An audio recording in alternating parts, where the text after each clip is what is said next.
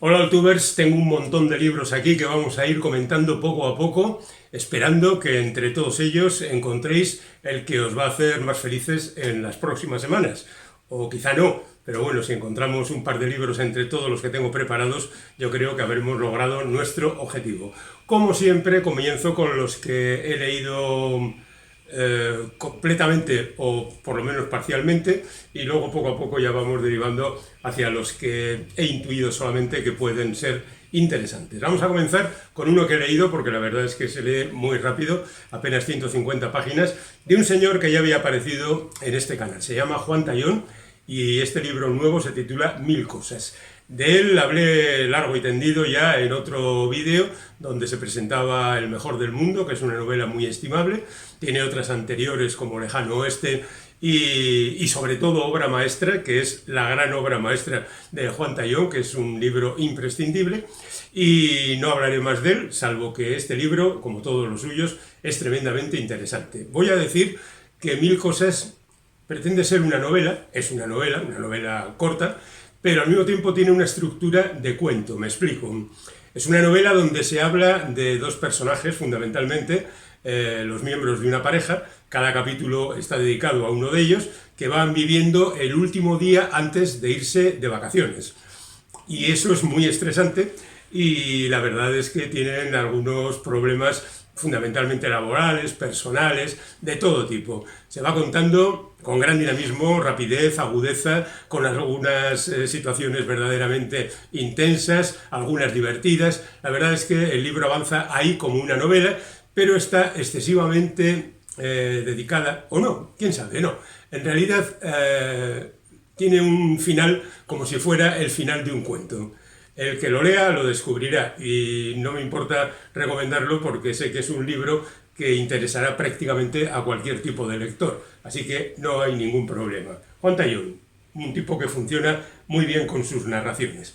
Un poco más especializada sería nuestra siguiente invitada, Angélica Little, que es una gran performancer, que bueno, pues ha hecho teatro de todo tipo, siempre con la vista puesta en la provocación, en la presentación de circunstancias insólitas, a veces desagradables, siempre impactantes, y la verdad es que le ha dado excelentes resultados. Recientemente ha recibido uno de los más importantes premios de esta especialidad, pero que nos ha sorprendido también con un libro de cuentos que a veces son poemas, a veces son hipercortos, a veces son cuentos largos de 30 o 30 y tantas páginas. En definitiva, que Angélica no se autoconstriñe a hacer lo que cree que debe hacer, sino lo que le sale en cada momento. Y lo que le sale es volcánico, intenso, y ya digo, en ocasiones incluso desagradable y siempre impactante. Hay por aquí personajes de toda la aña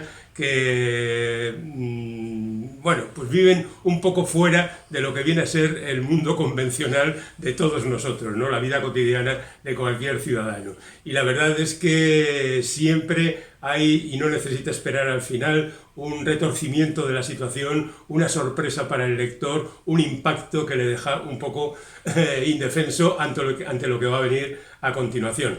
No todo puede ser, por supuesto, profundísimo y trascendental, pero esa es la intención de la autora. Y yo creo que entre todos los cuentos, y son muchos los que aquí aparecen, encontraremos un puñado de ellos que nos van a dejar muy satisfechos. Bueno, parece que vamos con los libros pequeños. No, tenemos de todo. Este es un libro muy gordo. Se titula Bayoa sin fecha de muerte. Y es un libro de un autor portugués, que yo creo que nunca hemos hablado en este canal de un autor portugués, que ya está bien. Se llama Rui Couceiro y viene a ser la gran revelación europea de la narrativa de los últimos tiempos.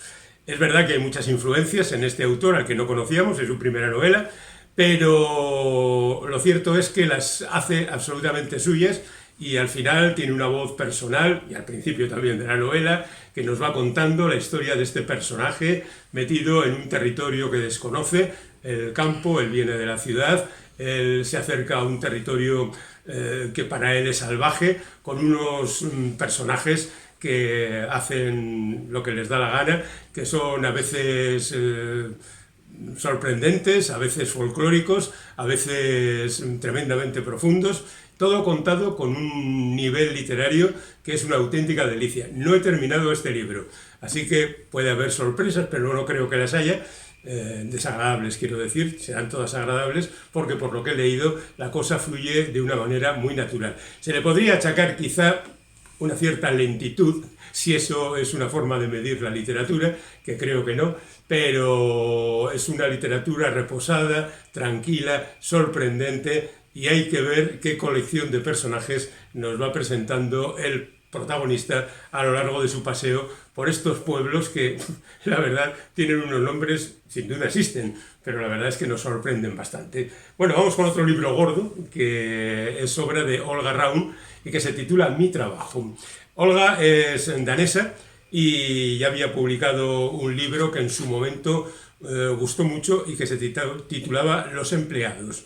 Los empleados venía a hacer una revisión en un territorio laboral un tanto insólito de cómo se comportan los trabajadores en una empresa. Este título, que parece que indica que va por el mismo camino, Mi trabajo, en realidad es un análisis de la situación de una mujer que tiene que lidiar con el nacimiento de una hija y que tiene que, bueno, vivir en circunstancias diferentes, alternando por supuesto con el trabajo laboral y viviendo pues en la inconcreción que da una vida en esas condiciones, ¿no? Es un libro que tiene su punto de vista divertido, porque tiene hasta 13 comienzos y luego tiene como 9 finales y luego tiene no sé cuántas zonas intermedias. Es decir, la autora se convierte en la confidencia del lector diciéndole: mira, no sé cómo escribir esto porque estoy verdaderamente perturbada por la situación y voy a intentarlo de diferente manera. Voy a escribir convencionalmente, voy a hacer una parte que sea poesía, voy a hacer otra que sea ensayo, voy a hacer otra que sea más personal, hasta 13 introducciones, y luego va contando la historia de sus nuevas circunstancias. Quizá no sea un libro cómodo de leer, pero es desde luego muy interesante y muy variado. Cuando nos quejamos de que todo es lo mismo, deberíamos encontrarnos con libros como este que nos dan una medida de lo que se puede hacer en literatura. Y Olga, en este sentido, yo creo que funciona muy bien. Tampoco lo he terminado. ¿Puede haber sorpresas? Pues sí puede haberlas, pero espero que no, porque después de haber leído Los empleados y de haber leído parte de este libro, pues yo creo que puedo garantizar que hay mucho interés.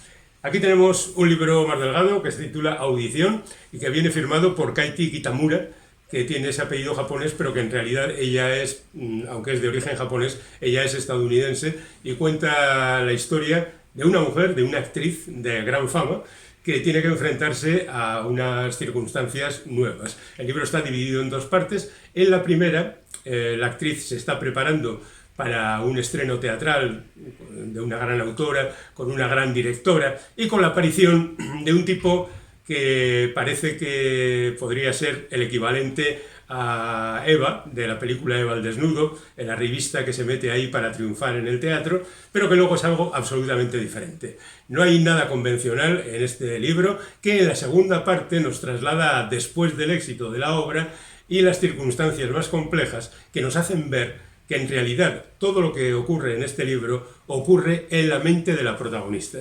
Es ella la que nos da las claves de todo ello y desde luego lo que nos está contando puede o no puede ser verdad. Así que una vez descubierta esa especie de trampa por parte del lector, la cosa se intensifica todavía más y ponemos más interés en saber qué diablos va a pasar con estos personajes. Es verdad que los otros personajes, incluso los importantes, son secundarios porque la protagonista es la que es y esa situación hace que las cosas funcionen en una determinada dirección. Me ha gustado tanto que sé que esta autora tiene algunos otros libros, así que creo que seguiré leyendo a Kaiti Kitamura. Audición. Bueno, seguimos nuestro recorrido ahora con Astillas, una novela de Leslie Jameson que nos habla de otra mujer, en esta ocasión la protagonista. Ella es estadounidense, tiene 40 y algo, y tiene un montón de libros anteriores, como por ejemplo El anzuelo del diablo o La huella de los días. ¿Qué es lo que se cuenta aquí? Porque cada libro es diferente y lo pasado nos puede servir como indicación de por dónde va el autor o la autora, pero en definitiva lo que importa es cada libro. Bueno, pues lo que se cuenta aquí es la historia real de la protagonista, que cuando su hija tenía año y pico se separó de su marido en una separación que no fue precisamente placentera para nadie, sino más bien traumática, y lo que eso significó. Una vez más, la vida real se infiltra en la literatura de determinados autores que nos cuentan su historia.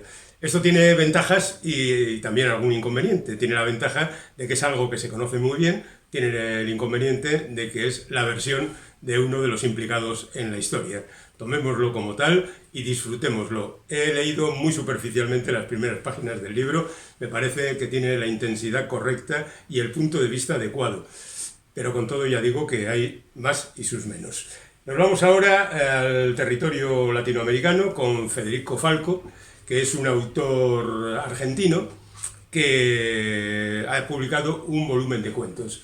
El Cementerio Perfecto es uno de los 5 títulos de los cuentos que aparecen en este volumen y que cuentan diferentes cuestiones, la mayor parte de ellas bastante extravagantes, porque el protagonista del cuento que da título al libro, por ejemplo, es un ingeniero que es contratado en un pueblo para que cree un cementerio porque no hay. O sea, no tanto el cementerio perfecto, sino simplemente un cementerio.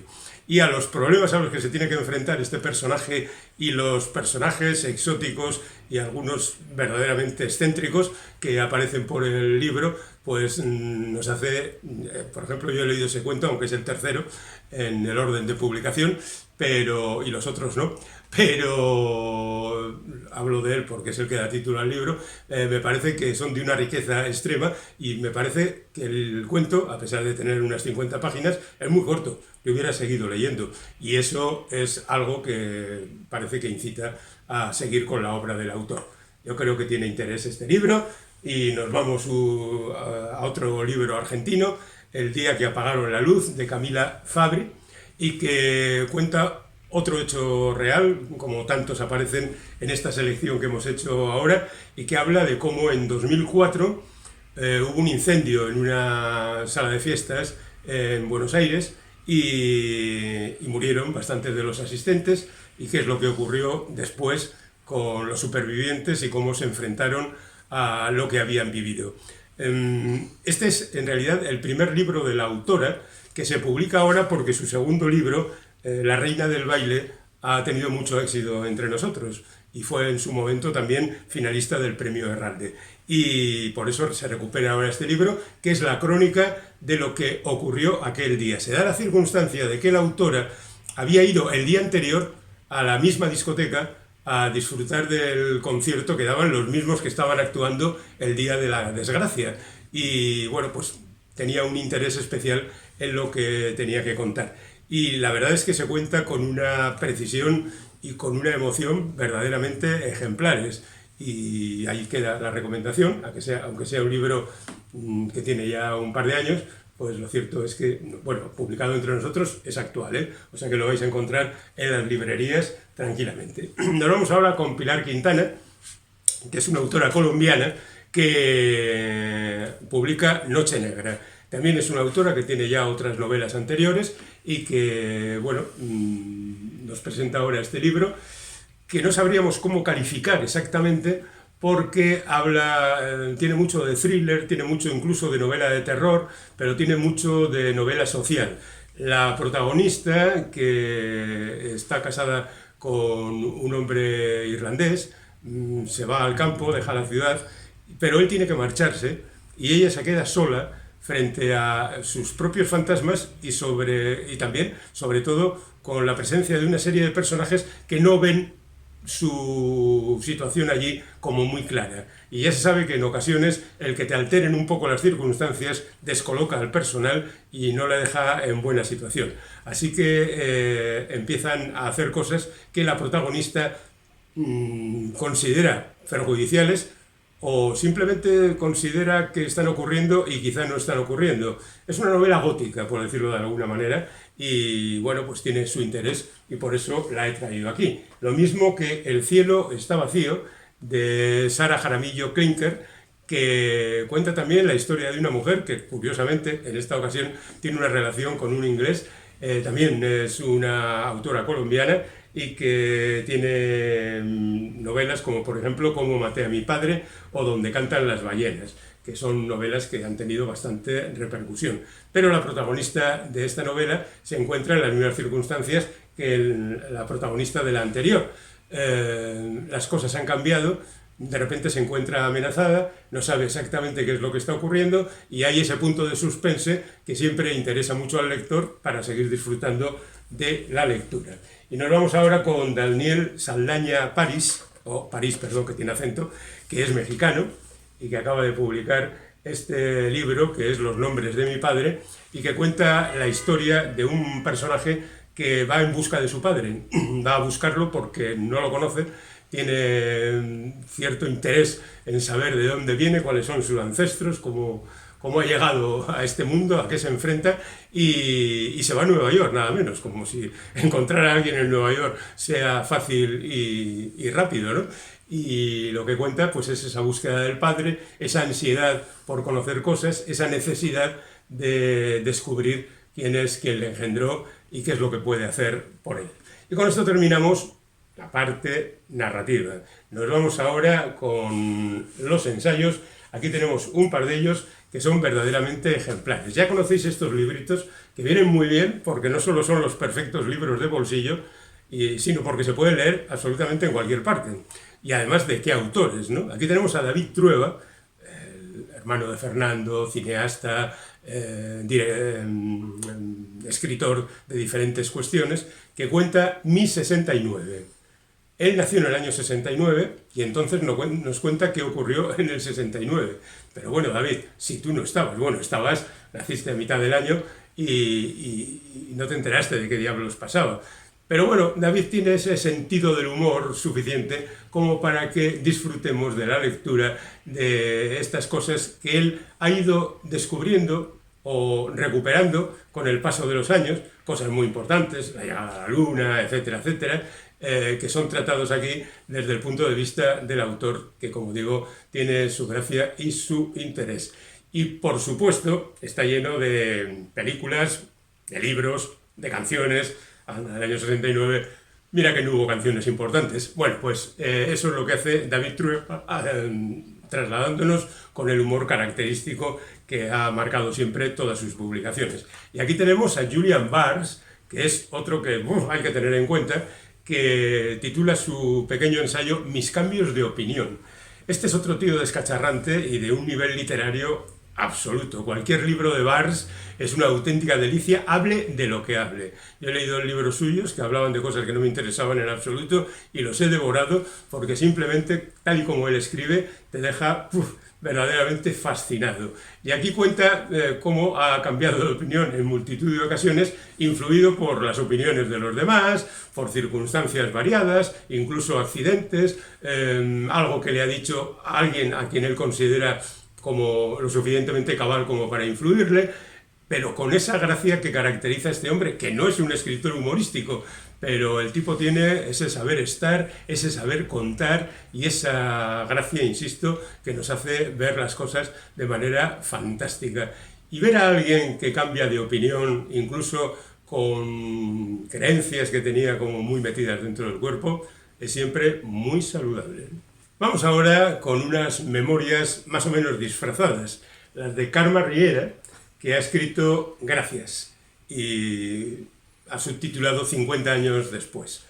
Es, ya digo, unas memorias, una especie de autobiografía, un repaso a su historia, pero quizá para no asustar al lector y decirle, bueno, igual piensa que mi autobiografía no tiene interés, voy a decir que en realidad este es un análisis de la literatura, de la mía y de la de los demás. Y es verdad que lo hace porque cuenta su vida a través de sus aventuras editoriales, de cómo escribió tal o cual libro, qué ocurrió para que escribiera aquel otro, qué influencias ha tenido a lo largo de su historia, pero al final acaba contándote su historia, no pormenorizada, no detallada, pero sí lo suficiente como para que sepamos quién es Carme Riera, que 50 años después de publicar su primer libro de cuentos, pues tiene una carrera y, por ejemplo, pertenece a varias academias de la lengua, etcétera, etcétera. Es una autora que verdaderamente ha hecho un trabajo excepcional. Y un poco con la liberación de ya puedo escribir lo que me dé la gana, pues ha escrito este libro a la pata a la llana, contándonos las cosas más o menos divertidas, más o menos anecdóticas que le ocurrieron a lo largo de su historia. Y está muy bien, muy bien. Aunque no conozcan la obra de la autora, pues como habla de otros muchos autores, que eso sí ya son conocidos, pues el libro está muy bien para ser leído. Nos vamos con un ensayo un poco... Se titula La nueva era del kitsch y lo firman Gilles Lipovetsky y Jan Serroin. A Lipovetsky le conocemos más y bueno, pues es alguien que lleva trabajando con Serroin en los últimos libros y que aquí nos acerca, a pesar del título, La nueva era del kitsch, hay que hacer más caso quizá a la segunda parte, es decir, el subtítulo, que es Ensayo sobre la civilización del exceso. Y la portada viene fantásticamente con una imagen de Leonardo da Vinci mezclada con una que podía ser de Kunst, pero que igual son unos globos que simplemente le han dado en una barraca al niño y se los ha llevado a casa. Y yo creo que es una buena representación de lo que es la cultura hoy en día. Hay un nuevo kitsch que es curiosamente muy bien aceptado, muy aplaudido, muy considerado como la cumbre de la cultura, y nos estamos olvidando de lo que verdaderamente importa. Nos vamos frivolizando, nos vamos aligerando del pensamiento, del análisis, de la reflexión, nos quedamos tontos viendo películas en las plataformas, películas que a veces ni nos interesan, que son livianas, voy a pasar el ratillo aquí con esta comedia o esta de tiros, cada uno lo que más le guste, y vamos poco a poco abandonando lo que significa verdaderamente la cultura. Y no quiero entrar en discusiones sobre la alta cultura, la baja cultura y todo esto, porque todo es cultura, y como sabéis aquí hablamos lo mismo de tebeos de superhéroes que de libros de altísima graduación. Pero el análisis que hace esta buena gente de todo esto que estamos hablando, pues es muy representativo y es verdaderamente interesante. Y está ese detalle del exceso. Hay quien dice, por ejemplo, que lo que decía yo de las plataformas se podía considerar como una especie de bulimia cultural. Nos ponemos ahí a comer cosas que no tienen ningún valor alimenticio ni de ningún tipo, y luego pues las regurgitamos y las echamos y todo es un desastre, porque ni nos alimenta emotivamente, ni nos alimenta intelectualmente, ni nos alimenta estéticamente, y esto es un auténtico desastre. O sea, si eres de los de la catástrofe continuada, tienes que leer este libro.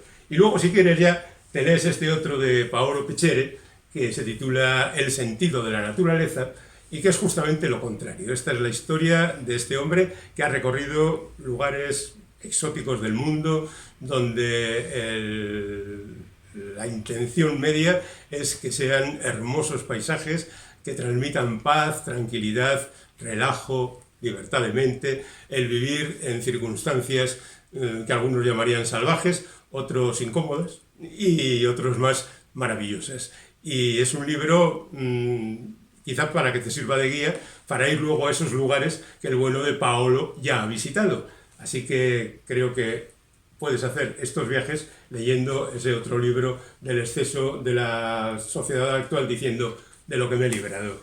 Nos vamos ahora con un libro que habla de hechos que ocurrieron hace 50 años, los últimos fusilamientos del franquismo. Roger Mateos es el autor y el libro es El verano de los inocentes, haciendo referencia a ese verano de 1975. El 27 de septiembre tuvieron lugar las últimas ejecuciones de la dictadura franquista, y aquí de lo que se habla es del último ejecutado. Es circunstancial que él fuera el último, porque en realidad ocurrió todo el mismo día. Pero este es el caso de Xosé Humberto Baena, que era un militante gallego del Frente Revolucionario Antifascista y Patriota, FRAP. 3 de los miembros de este grupo fueron fusilados ese día, otros 2 de ETA, y aquí se cuenta la historia de este hombre, que muy posiblemente no cometió el delito del que se le acusaba, que incluso tuvo una última conversación con su padre en la que no aclaró nada, y el periodista Roger Mateos ha hecho una profunda investigación sobre lo que ocurrió, centrándose en esta persona, pero hablando también del resto de los ejecutados y de la situación en general de ese franquismo que estaba a punto de terminar con la muerte del dictador. Yo creo que es un libro interesante, muy completo, que puede arrojar algo de luz, más ahora que estamos recordando cómo hace 50 años ocurrieron estos hechos.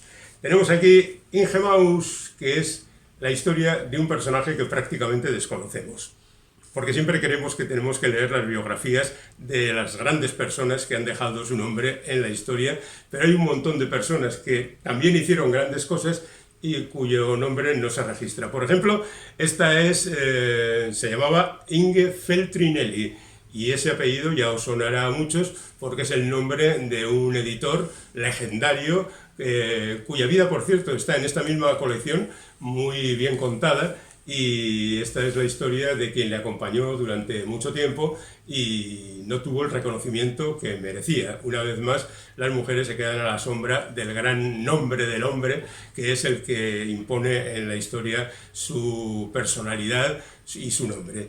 Y es una historia verdaderamente interesante, repleta de fotografías y de cosas interesantes, porque esta mujer vivió una etapa impagable a lo largo del siglo pasado, conoció a las grandes personalidades y vivió situaciones muy curiosas, algunas divertidas, otras tremendamente impactantes, y la verdad es que está muy bien. Pero como últimamente, desgraciadamente, solo nos fijamos en la gente famosa, es muy posible que esta biografía pase desapercibida. Y por eso la he traído hoy aquí, para que si estáis interesados, la leáis. Y voy a terminar con un cómic que se titula Hoy y que está hecho por Agustina Guerrero y que cuenta el día a día de la protagonista, que es el personaje que tenía más a mano a la hora de contar qué es lo que tenía que contar. Y no ocurren grandes cosas en este libro, pero ocurre lo que le ocurre a cualquier persona que tiene que cuidar de sus hijos, que ir a trabajar, que crear determinadas cosas, y todo con un dibujo verdaderamente encantador y que está muy bien realizado. Y lo que ocurre, pues ya digo, no son grandes cosas, pero tiene ese punto de mirada comprometida y a la vez tierna, de esto que me está pasando es terrible, a ver si salgo bien de ello, pero con un poco de interés vamos a ver si podemos solucionarlo. Y lo cierto es que la cosa merece la pena si no fuera un poco repetitiva, porque al fin y al cabo la vida cotidiana de cada uno de nosotros da para lo que da, y aunque nos empeñemos en contar las cosas sencillas y simples que nos ocurren todos los días, pues al final acabamos repitiendo conceptos. Es un poco como cuando hablamos con los amigos y les damos la paliza diciéndole, pues ayer hice esto, y ya esto me lo has contado. Vale, bien, no pasa nada. Pero es un libro encantador, cercano, para leer a ratos. Vale, lees unas cuantas páginas, luego al cabo de un rato sigues con otros. Y aquí terminamos. Ha sido un repaso largo. Espero que os haya servido y nos vemos en el próximo vídeo en cualquier momento.